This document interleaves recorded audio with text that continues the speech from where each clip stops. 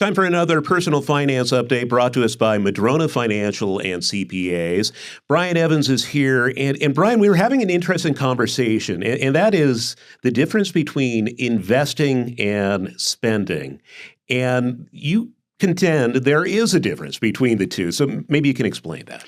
Yeah, I mean, we have a lot of choices with where we can put our money, and probably a lot of the fun ones I'm going to probably call spending, and the hard ones are investing. We really want to attain a balance because what feels good today may not later, and so we want to think about our lifetime, and when we're older, we'll want to have invested certainly early in our life. So just kind of understanding where you're spending your money. Is it going to something that's going to produce something over the years ahead? Or if you bought a really nice pair of shoes, I'm guessing in 30 years, they're not going to be producing a whole lot for you. Yeah, so maybe we could talk about, let's start with the car. That is, it seems to me, probably spending and not necessarily investing. I have a personal story about that. I was feeling really bad after a basketball game, and I went out with my friend who I played with, and he had this brand new BMW, and I was getting into my mustard-colored Datsun station wagon with about 30 dents in it that I got for $50. What's wrong? But then I realized he was driving to his apartment, and I was driving to my new tri-level I just bought when I was 27 in Kirkland. And so I thought, all right, it's about priorities. I was prioritizing something that would help me get into the housing market.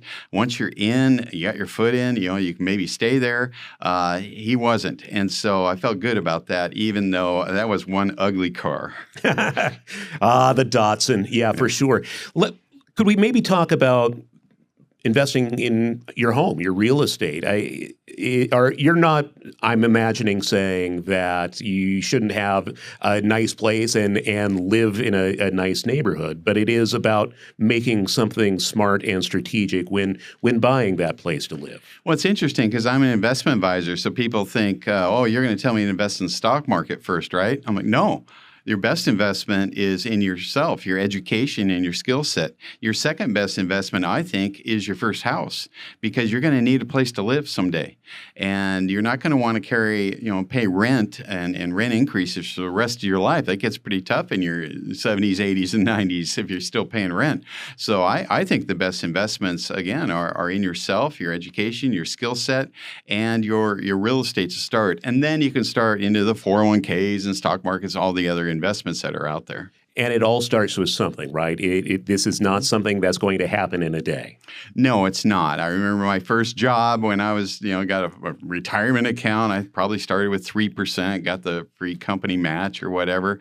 And that wasn't a whole lot of money because I wasn't making a whole lot.